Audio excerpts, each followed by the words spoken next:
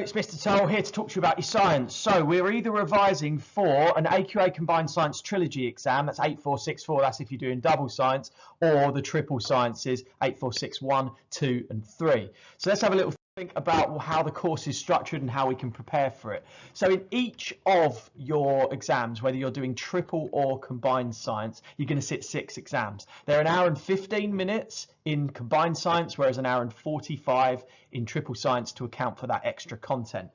The course grade is an average of all 6 exams if you do combined science, whereas you get separate results for biology, physics and chemistry if you do triple science. Now, those 6 papers in total, the first 3, B1, Biology 1, C1 and P1, that's a biology, physics, chemistry paper which covers the content that you studied in both year 9 and throughout year 10. And that's actually what your mocks are going to be on this June. However, next year you'll also have all of the content from paper 2. We call that B2, C2 and P2, and when you do your real exams, 6 will be sat all at once, whereas this summer you're only going to sit the first 3. Now those paper 2s, they cover content that's done late in year 10 and also in year 11. What do the exam questions look like? Well, there's a whole range of them. Some of them are as simple as little tick box questions, draw lines, fill in the gaps. However, we do have longer answer questions throughout the papers to do with calculations, describing things that we know from our own knowledge or from data that we're provided, as well as big 6-mark questions, processing the information in front of us. Now, they might be in the format of a compare, an evaluate, a describe and explain. So lots of extended writing as well as calculations, as well as recall of your knowledge.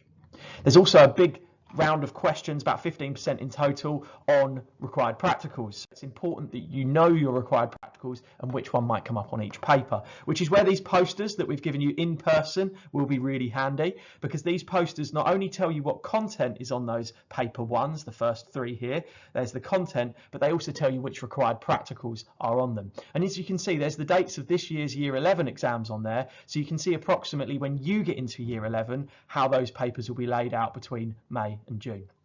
This is the poster for the combined science, but there's also a poster there for the triple scientists. Now, we've also provided you on your Google Classroom with all the checklists in one. It'd be a good idea to use those to do a red, amber, green rating. I've modified the document so you can edit it yourself, and you can red, amber, green rate it based on confidence, and then you know exactly what you've got to go away and revise.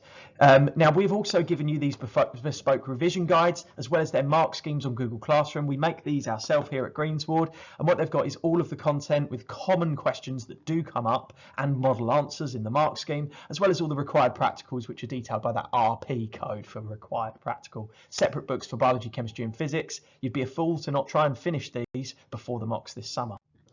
Also some recommended texts if you don't want to do too much of your revision on a computer. The CGP textbooks have been very good over the years. Just make sure you're looking at AQA Combined Science Trilogy, either the higher level or foundation level. Speak to your teacher if you're not sure which level you're being entered for. And then there's also the same books for the triple scientists where they're separate books there.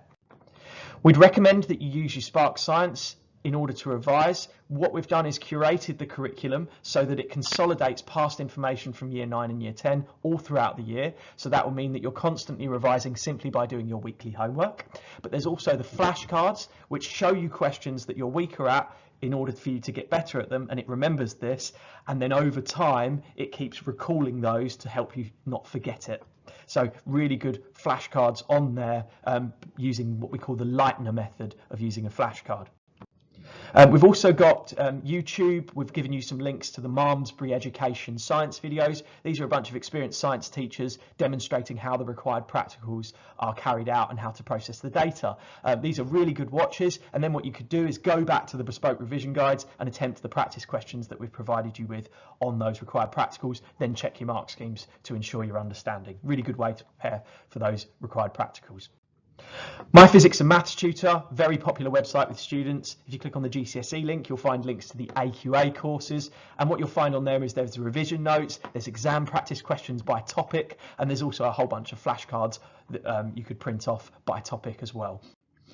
BBC Bitesize is very good. It's got quizzes on it, it's got more flashcards, it's got excellent diagrams to help you understand some of the concepts. It's a bit like a textbook online, really. Really recommend BBC Bitesize as a good revision tool.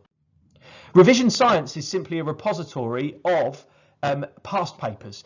So it's recommended that you do some past paper practice before your exams, having a go at the papers, then checking the mark scheme, try and give yourself a grade, see how you would have done if that was your mock exam or if that was your real exam.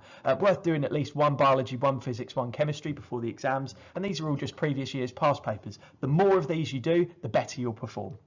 So let's summarise. All of the resources I've showed you today are on Google Classroom. Use your Spark Science, especially the flashcard tool, and keep doing your normal homework. The revision's built into it. Use the bespoke revision guides, all 3 of them that we've given you, and check your answers against the mark schemes. Getting this book complete will ensure that you've got good broad coverage as well as that depth that you need on some of the extended writing and calculation questions. Watch the required practical videos and make notes on them, or then attempt the practical questions from the revision guide booklets that we've given you. Use the useful websites. Maybe you're the kind of person that enjoys making up posters on each unit. Do that ahead of each exam, and then that way you've got a simple summary of the content that might come up: keywords, definitions, key diagrams, key equations, that sort of thing. And then finally, do make sure you've got a little bit of past paper practice in. Your teacher can provide these as well if you ask, or they're available online on that link that I gave you. Good luck in your exams this June.